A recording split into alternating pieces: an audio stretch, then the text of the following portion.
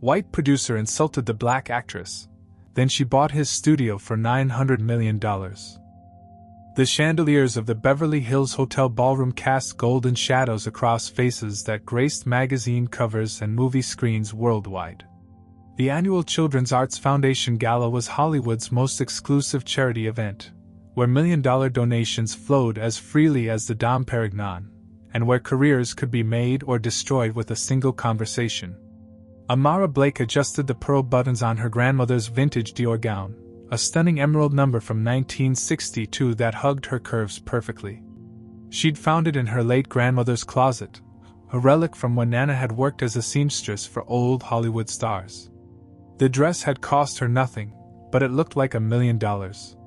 Around her, women draped in fresh-off-the-runway designer pieces worth more than most people's annual salaries barely glanced her way. But Amara wasn't just another pretty face in the crowd. At 26, she had already earned critical acclaim for her breakthrough role in an independent film that had swept the film festival circuit. Tonight, she was here because her publicist had insisted. Networking, they called it. Building relationships with the power players who could greenlight the projects that mattered. "Miss Blake?" A young assistant with a clipboard approached, her smile professionally bright. "Mr. Richard Carr would like to meet you. He's by the ice sculpture." Amara's heart skipped. Richard Carr wasn't just any producer, he was the producer. The man behind 3 of the last decade's biggest blockbusters, the kingmaker who could turn unknown actors into household names overnight.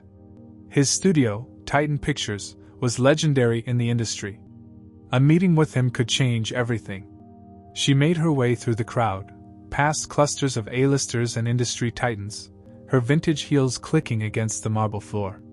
The ice sculpture, a massive swan that must have cost more than her rent, gleamed under the lights, surrounded by Hollywood royalty. Richard Carr stood at the center of it all, a silver-haired man in his 60s wearing a perfectly tailored tuxedo and an expression of casual authority. He was mid-conversation with 2 other men she recognized from industry magazines, their laughter carrying over the ambient chatter. "Mr. Carr?"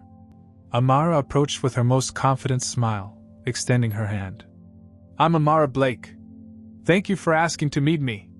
Carr turned, his pale blue eyes sweeping over her dismissively before settling on her face. The conversation around them quieted as other guests sensed something happening. "Ah yes, Amara Blake," he said, not taking her extended hand. Instead, he chuckled, a sound that somehow managed to be both jovial and condescending.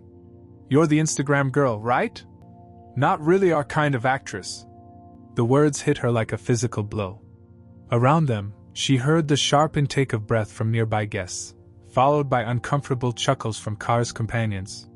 She felt heat rise in her cheeks, not from embarrassment but from a rage so pure it threatened to consume her. But what stung more than the insult itself was the casual cruelty of it. He hadn't even bothered to research who she was. To him, she was just another social media personality trying to buy her way into serious acting. Never mind her theater training at Juilliard, never mind the glowing reviews from Variety and The Hollywood Reporter, never mind that she turned down lucrative endorsement deals to focus on her craft. The worst part? She could see phones being raised around the periphery of the crowd. In today's digital age, every misstep was captured, every humiliation preserved forever. "I think you might have me confused with someone else," Amara said, her voice steady despite the tremor in her chest. "I'm an actress. I was in Midnight in Mississippi. It won the Sundance Audience Award last year." Carr waved his hand dismissively, as if shooing away an annoying insect. "Oh, those little indie things. Very nice, I'm sure. But we're talking about real movies here, sweetheart. Movies that make money." More phones appeared. She could practically feel the internet holding its breath, waiting for her reaction. Would she explode? Would she cry? Would she give them the dramatic scene they were hoping for? Instead, she did something unexpected. She smiled. Not a fake, placating smile, but a genuine one. The kind of smile that reached her eyes and transformed her entire face. It was the smile her grandmother had taught her, the one that said, "I know something you don't know. You're absolutely right, Mr. Carr. she said, her voice carrying clearly through the suddenly quiet space around them. Real movies that make money. That's exactly what I plan to make. She turned on her heel and walked away, leaving behind a confused Richard Carr and a crowd of onlookers who had expected a very different ending to the exchange. As she made her way toward the exit, Amara's mind was already racing. The humiliation burned, yes, but beneath it was something else, something dangerous and electric. For the first time in months, she knew exactly what she needed to do. Her phone was already buzzing with notifications by the time she reached the valet. The videos were already being uploaded, the clips already being shared. By morning, the entire world would know what Richard Carr thought of her. Good. Let them see. Let them judge. Let them underestimate her one more time. Because Richard Carr had just made the biggest mistake of his career. He had insulted the wrong woman on the wrong night, and he had no idea what was coming for him. As her car pulled away from the Beverly Hills Hotel, Amara Blake looked back at the glittering gala one last time. The next time she set foot in that ballroom, everything would be different. She would make sure of it. The city lights blurred past her window as she pulled out her phone and began making calls. Her publicist first, then her lawyer, then her business manager. There was work to do, plans to make, empires to build. Richard Carr had called her not really their kind of actress. As if being accepted by his exclusive club was the ultimate goal. He was wrong about that, just like he was wrong about everything else. She wasn't trying to join their club. She was going to buy it. By 6 a.m., Amara's phone had died twice from the constant buzzing. She sat in her West Hollywood apartment, laptop open on her kitchen table, watching her life explode across the internet in real time. The video was everywhere.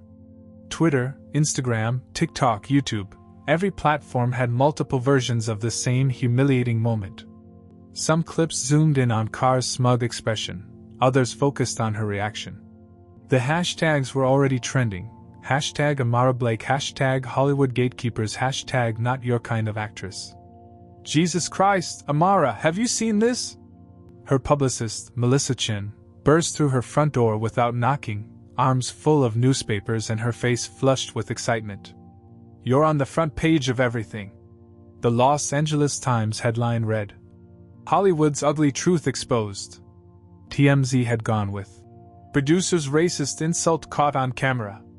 Even international outlets were picking up the story, The Guardian, BBC Entertainment, Le Figaro. The video had been viewed over 20 million times and climbing. But it wasn't just the mainstream media. The real fire was burning on social platforms, where ordinary people were sharing their own stories of discrimination and exclusion. Hashtag Not Your Kind of Actress had become a rallying cry for anyone who'd ever been dismissed, overlooked, or told they didn't belong. Amara scrolled through thousands of comments. A young Latina woman shared how she'd been told she was too ethnic for a commercial. A disabled actor wrote about being passed over for roles that weren't specifically written for disabled characters. An older actress recounted being told she was past her expiration date at 45. This is incredible, Melissa said, spreading newspapers across the coffee table. Your Instagram followers jumped from 800K to 4.2 million overnight. Literally overnight, Amara. I've never seen anything like it. Amara's phone rang. It had been ringing nonstop since dawn. This time it was her agent, David Rodriguez, his usually calm voice crackling with energy. Amara, honey, I need you to listen carefully. In the last 6 hours, I've gotten calls from Good Morning America, The Ellen Show, Jimmy Fallon, Stephen Colbert, 60 Minutes, and The View. Everyone wants you. Netflix just called asking if you'd consider hosting a documentary series about diversity in Hollywood. Marvel, yes, Marvel, wants to set up a meeting about a project they're developing with a black female lead. She walked to her window, looking out at the city that had always felt like it was keeping her at arm's length. Below, she could see paparazzi gathered on the sidewalk, telephoto lenses pointed at her building. That's not all, David continued. 3 different publishers want book deals. There's talk of a biopic, about you, about this moment. The offers are pouring in. But the most surprising call came that afternoon. It was from Oprah Winfrey herself. "Amara," that unmistakable voice said through the phone. "I watched that video, and I saw something in your eyes. Not defeat. Not even anger. I saw power. I'd like you to be on my show, but more than that, I'd like to know what you're planning to do with all this energy the universe has sent your way." The interview requests kept coming, but Amara turned them all down. Well, almost all of them. She agreed to one, a sit-down with Gayle King for CBS This Morning. When pressed by Melissa about why that one, Amara simply smiled. "Because Gayle will ask the right questions, and I'll give the right answers." The interview aired 3 days after the gala. Amara wore a simple black blazer and spoke with quiet confidence about systemic exclusion in Hollywood, about the difference between diversity initiatives and real change, about the power of ownership versus participation. "Everyone's asking if you're angry," Gayle said, leaning forward. "Are you?" "I was," Amara replied, her voice steady. "For about 5 minutes. Then I realized anger is just energy with nowhere to go. I'd rather channel that energy into something productive." "Such as?" Amara's smile was enigmatic. "Let's just say I have big plans. Very big plans." The internet went wild trying to decode what she meant. Speculation ranged from starting her own production company to launching a competing awards show.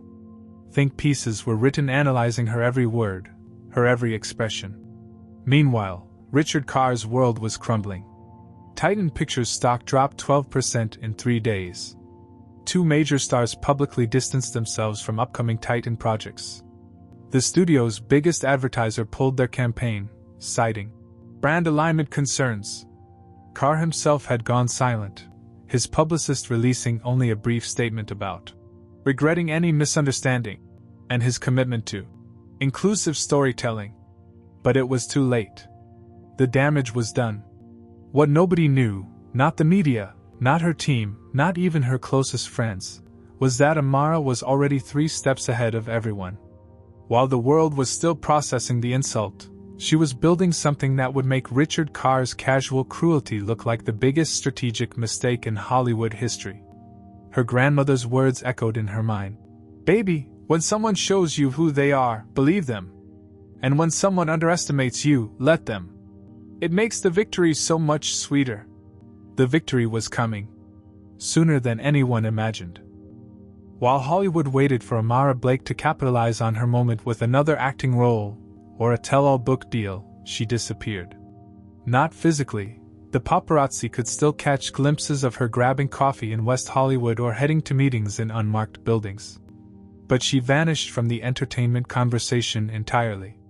"It's career sabotage," her former agent David muttered to Melissa during one of their increasingly frantic phone calls.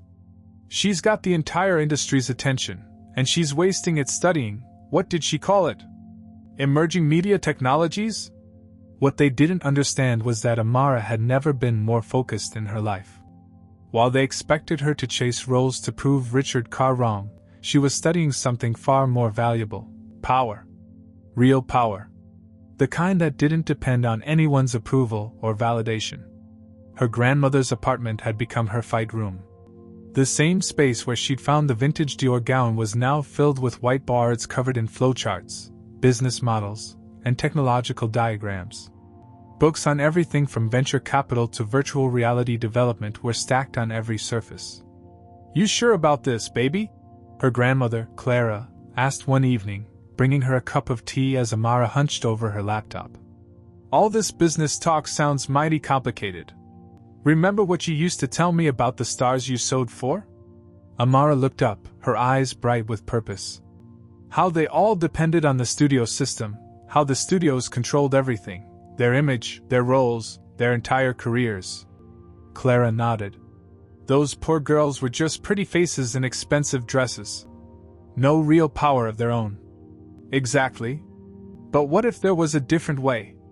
What if actors could connect directly with their audiences, create their own content, control their own narratives?" The breakthrough came during a tech conference in San Francisco that Amara attended under an assumed name. She watched presentations on blockchain technology, direct fan funding, and immersive storytelling through augmented and virtual reality. But it was a demonstration of a new streaming platform that made everything click. The traditional model is broken, the presenter explained to a room full of investors. Creators upload to platforms they don't own, audiences they can't directly access, with algorithms they can't control. What if we flip that entirely? After the presentation, Amara approached the speaker, a brilliant Stanford graduate named Marcus Kim who'd sold 2 successful startups by age 30. What started as a casual conversation over coffee turned into an 8-hour strategy session that would change both their lives. "So you're thinking about disrupting Hollywood?" Marcus asked, leaning forward with interest. "I'm thinking about replacing it," Amara replied. Within weeks, she'd assembled an unlikely team. Marcus brought his tech expertise and connections to Silicon Valley venture capital. Sarah Chin, a former Disney executive who'd left the company over frustrations with their diversity initiatives, provided industry knowledge and a network of disillusioned creators. Jake Martinez, a marketing genius who'd built viral campaigns for major brands, understood how to reach audiences directly. They called the platform Lumina, after the word for light, for illumination, for making the invisible visible. Traditional streaming platforms are just digital versions of the old studio system, Amara explained to a room full of potential investors in a sleek Palo Alto conference room. They decide what gets made, what gets promoted, what gets seen. Lumina is different. We're building a platform where creators own their content, audiences can directly support projects they want to see, and emerging technologies like AR and VR create entirely new forms of storytelling. But Lumina wasn't just another streaming service. It was something revolutionary, a hybrid platform that combined video content with live streaming, virtual reality experiences, interactive storytelling, and direct fan funding. Creators could upload traditional videos, host live Q&As with fans, create immersive VR experiences, and even crowdfund their next projects, all within the same ecosystem. The first investor meeting was a disaster. "You're an actress," one gray-haired venture capitalist said dismissively. "What do you know about running a tech company?" The second went better. By the fifth, she had commitments for $20 million in seed funding. "The key insight," Sarah explained to the team during one late-night strategy session, "is that Amara isn't just building a platform. She's building a movement. Every creator who's been marginalized, every audience that's been underserved, every story that's been deemed not commercial enough, they're all waiting for something like this." The irony wasn't lost on any of them. Richard Carr's insult had been about Amara not being their kind of actress. He was right in a way. She wasn't their kind of anything. She was building her own kind. And it was going to be bigger than anything Hollywood had ever seen. "You know what the best part is?" Amara said to her grandmother one evening, as they sat in the apartment surrounded by business plans and prototype designs. "When this works, and it will work, they'll all pretend they saw it coming." Clara smiled, the same knowing smile that had been passed down through generations of Blake women. "Baby, by the time they see it coming, it'll be too late to stop it." 18 months later, the entertainment industry was in chaos, and nobody could quite figure out how it had happened so fast. Lumina's launch had been deliberately quiet, a soft beta release to a select group of creators who'd been blacklisted, overlooked, or frustrated by traditional Hollywood gatekeepers. Within the first week, the platform hosted content from a transgender filmmaker whose project had been rejected by every major studio, a disabled comedian whose material was deemed too niche for mainstream television, and a group of indigenous storytellers creating immersive VR experiences about their cultural heritage. But the real breakthrough came when Zara Muhammad, a 23-year-old British-Pakistani influencer with 15 million followers, announced she was leaving YouTube exclusively for Lumina. "I'm tired of algorithms deciding who sees my work," she said in her farewell video. "I'm tired of advertisers controlling my message. On Lumina, I own my content, I connect directly with my community, and I get to tell the stories that matter to me." Within 24 hours, 3 other major content creators had followed suit. Within a week, it was a full exodus. "It's like watching the Berlin Wall come down," Marcus told Amara as they watched their user numbers climb exponentially in their Santa Monica headquarters. Except instead of democracy, we're bringing creative freedom. The numbers were staggering. Lumina had gone from 100,000 beta users to over 50 million registered accounts in less than 6 months. But more importantly, the platform was generating serious revenue. The direct fan funding model meant creators were earning more money than they ever had on traditional platforms, while the AR and VR experiences were commanding premium prices from audiences hungry for innovative content. Traditional Hollywood was hemorrhaging talent. A-list actors were partnering with Lumina creators for experimental projects. Directors who'd been locked out of studio systems were finding audiences eager for their unconventional stories. Even major celebrities were quietly investing in the platform. "We've got Reese Witherspoon's production company wanting to do an exclusive deal," Sarah reported during their weekly strategy meeting. "And Michael B. Jordan's team called about creating a superhero series entirely in VR." But Amara's masterstroke came when she announced the Lumina Creator Fund, a $1 billion initiative to directly finance projects by marginalized voices. Instead of pitching to studio executives, creators could pitch to their potential audiences through the platform. If a project reached its funding goal through pre-orders and community support, Lumina would match the funding dollar for dollar. The first project to hit its goal was a science fiction series created by and starring women of color, exploring themes of identity and belonging in a futuristic world. It reached full funding in 6 hours. "This is what democratized entertainment looks like," Amara explained to Anderson Cooper during her first major interview since the Gayle King sit-down 2 years earlier. "We're not asking permission anymore. We're not waiting to be invited to tables that were never meant to include us. We're building our own table." The cultural impact was undeniable. Lumina originals were winning awards, influencing fashion, sparking social movements. The platform's first feature film, a romantic comedy about 2 women navigating love and career in modern Lagos, had been viewed by over 100 million people worldwide and sparked a conversation about authentic African storytelling. Meanwhile, Richard Carr's empire was crumbling in spectacular fashion. Titan Pictures had suffered 3 consecutive box office disasters, big-budget films that felt increasingly out of touch with modern audiences. Their biggest star had defected to create content exclusively for Lumina. Their most successful franchise had been sold to a streaming service for a fraction of its previous value. "The old guard doesn't understand what's happening," Jake explained to a reporter from Variety. "They keep making the same movies, telling the same stories, for the same narrow audience. Meanwhile, there's this whole world of creators and audiences they never even saw." Carr himself had become a cautionary tale. Industry publications wrote think pieces about how quickly power could shift in the digital age. His name appeared in business school case studies about companies that failed to adapt to technological disruption. But the most telling moment came during the announcement of Lumina's latest milestone. The platform had been valued at $15 billion, making it one of the most valuable entertainment companies in the world.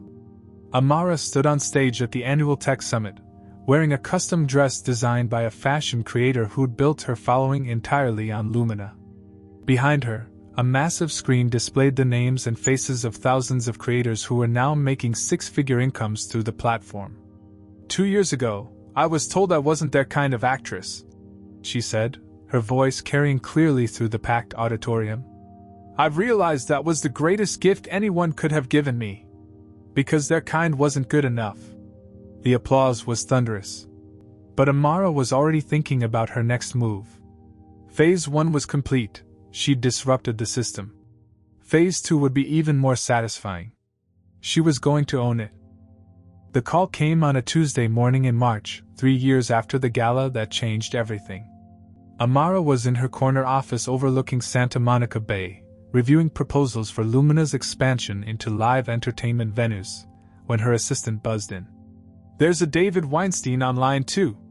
He says he's calling from Goldman Sachs about a time-sensitive opportunity." Amara almost laughed. Goldman Sachs, the same investment bank that had turned down Lumina's initial funding request 3 years ago, calling it too risky and unproven. Now they were calling her Ms. Blake. Weinstein's voice was carefully neutral. I'm reaching out regarding a distressed asset situation that might interest you. Are you familiar with Titan Pictures' current financial position? Of course she was. Everyone in the industry knew that Richard Carr's studio was hemorrhaging money. Their last 4 films had bombed spectacularly. Cosmic Guardians 3, their $150 million superhero sequel, had made less than $50 million worldwide. Their streaming division had lost subscribers for 8 consecutive quarters. 2 of their most profitable franchises had expired, with creators choosing not to renew. I'm aware they're having some challenges, Amara said carefully. It's more than challenges, Ms. Blake. They're facing bankruptcy within 60 days unless they secure emergency funding. The board is exploring all options, including a complete sale of the studio's assets. Amara's heart rate quickened, but her voice remained steady. And you're calling me because? Because you've built something remarkable with Lumina. Because you understand both traditional entertainment and emerging technologies. And because, frankly, you have the capital and vision to save what Titan Pictures could become. After the call ended, Amara sat in silence for a long moment, staring out at the Pacific Ocean. Then she picked up her phone and called Marcus. Remember when we talked about vertical integration? She said without preamble. You mean owning the entire pipeline from creation to distribution? Yeah, why? Titan Pictures is for sale. The silence on the other end lasted exactly 5 seconds. Then, holy shit. Are you serious? Dead serious. Can you put together a financial analysis by tomorrow? The next 48 hours were a blur of due diligence meetings, financial projections, and strategy sessions.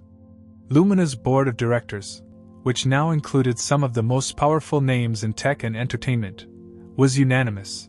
This was the opportunity they'd been waiting for. It's perfect, Sarah explained to the room full of advisors and investors. Titan has the legacy infrastructure we need: sound stages, post-production facilities, distribution networks. But more importantly, they have the one thing we can't build: a library of beloved intellectual properties. The numbers were sobering. Titan Pictures was $800 million in debt, with assets valued at roughly $1.2 billion. They needed a buyer who could not only purchase the company but inject enough capital to stabilize operations and fund new projects. We can structure it as a $900 million acquisition, Marcus explained, pulling up spreadsheets on the conference room screen. That covers their debt and provides a modest premium for shareholders. Then we commit another $500 million for immediate operational improvements and content development. But Amara had one non-negotiable condition: the deal had to be announced publicly, with her name prominently featured as the new owner. This wasn't just a business acquisition, it was a statement. I want Richard Carr to know exactly who's buying his company, she told her legal team. The negotiations moved quickly. Titan's board, desperate to avoid bankruptcy, had little leverage. Goldman Sachs positioned the deal as a lifeline, not just for the company but for the hundreds of employees whose jobs hung in the balance. The announcement came on a Friday afternoon, timed to dominate the weekend news cycle. The press release was simple and devastating. Lumina Entertainment acquires Titan Pictures for $900 million, creating entertainment industry giant. But the real bombshell was buried in the third paragraph. Lumina founder and CEO Amara Blake will assume direct control of Titan Pictures operations, marking the largest acquisition of a traditional Hollywood studio by a streaming platform. Within minutes, Amara's phone was ringing nonstop. Every entertainment reporter, every industry publication, every financial news outlet wanted a comment. But she wasn't ready to talk yet. First, she had a different kind of call to make. Richard Carr answered on the second ring, his voice hoarse and defeated. "Hello, Richard," she said, her tone perfectly pleasant. "I thought you should hear this directly from me. I'll be taking over Titan Pictures on Monday morning. I wanted to personally thank you for this opportunity." The silence stretched for nearly 30 seconds. When he finally spoke, his voice was barely a whisper. "You planned this, didn't you? From the very beginning." Amara smiled, though he couldn't see it. "No, Richard. You planned this. That night at the gala, when you decided I wasn't your kind of actress. You created exactly the motivation I needed to build something better than anything you ever imagined. She could hear his heavy breathing on the other end of the line. I'll see you Monday morning for the transition meeting, she continued. Oh, and Richard? Wear something nice. The press will be watching. Monday morning arrived with the California sun streaming through the floor-to-ceiling windows of Titan Pictures' executive boardroom, the same boardroom where, just 4 years earlier, Richard Carr had greenlit projects that would make or break careers with a casual nod. Now, as Amara Blake entered the room at exactly 9 a.m., everything had changed. She wore a custom-designed navy suit that perfectly echoed the vintage Dior gown from that fateful night, the same emerald green threading along the lapels, the same pearl buttons that her grandmother had once sewn for Hollywood royalty. It was a deliberate choice, a visual reminder of how far she traveled and how completely the tables had turned. The room was packed. Titan's remaining executives sat stiffly around the mahogany conference table, their faces a mixture of apprehension and curiosity.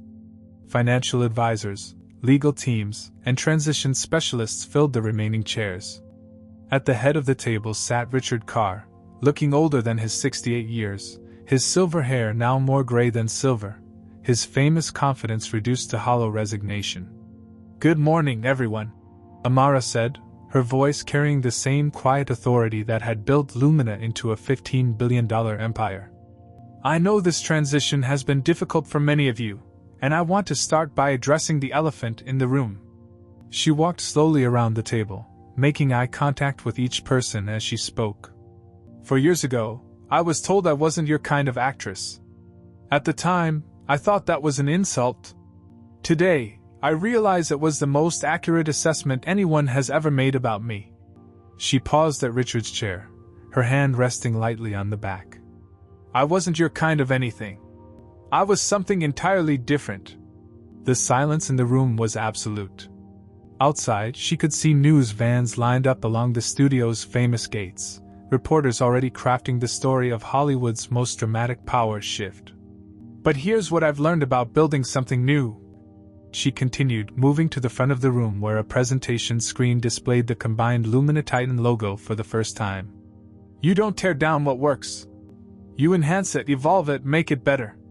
She clicked to the next slide, revealing an organizational chart that showed how Lumina's technology platform would integrate with Titan's traditional production capabilities. Every person in this room has skills and experience that took decades to develop. Every soundstage, every piece of equipment, every relationship represents value that can't be replicated overnight. We're not here to destroy Titan Pictures. We're here to transform it into something the industry has never seen before. Richard Carr finally spoke, his voice barely audible. What about the existing leadership structure? Amara's smile was genuinely warm, which somehow made it more devastating than any cruel expression could have been. Richard, you're welcome to stay on as a senior consultant if you'd like. Your knowledge of traditional film production could be valuable during the transition. But the decision-making, the vision, the future of this company, that belongs to a new generation now. She clicked to another slide showing production schedules for the next 18 months. We're already in pre-production on 12 new projects. Half will be traditional films using Titan's existing infrastructure. The other half will be immersive experiences that could only exist because we now control the entire pipeline from creation to consumption. The presentation continued for another hour, outlining plans that would revolutionize not just Titan Pictures but the entire entertainment landscape. Virtual reality experiences that would make audiences feel like they were inside their favorite movies. Interactive storytelling where viewers could influence plot outcomes in real time. A global creator residency program that would bring talent from every corner of the world to Titan's legendary studios. Any questions? Amara asked as she concluded. A young executive raised her hand tentatively.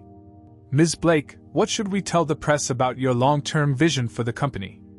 Amara paused, looking around the room one final time. Through the windows, she could see the iconic studio gates where countless stars had passed through over nearly a century of movie-making history. Soon, those gates would welcome a new kind of creator, tell new kinds of stories, reach new kinds of audiences. Tell them, she said, her voice carrying to every corner of the room, that we're not just making movies anymore. We're not just running a business. We're proving that when you give people the tools to tell their own stories, when you remove the gatekeepers and let creativity flourish, when you build bridges instead of walls, magic happens. She gathered her materials and headed toward the door, then paused for one final moment. Oh, and if anyone asks about that night at the Beverly Hills Hotel, about the comment that started all of this, you can tell them something for me. Her eyes found Richard Carr's across the room, and her smile was radiant with triumph and forgiveness in equal measure. For the record, I was never just anything. The room erupted in applause, tentative at first, then building to something genuine and sustained. As Amara Blake walked out of that boardroom and into her new role as the most powerful person in Hollywood, she carried with her the dreams of every creator who'd ever been told they didn't belong, every story that had been deemed unmarketable, every voice that had been silenced by an industry too small to contain them.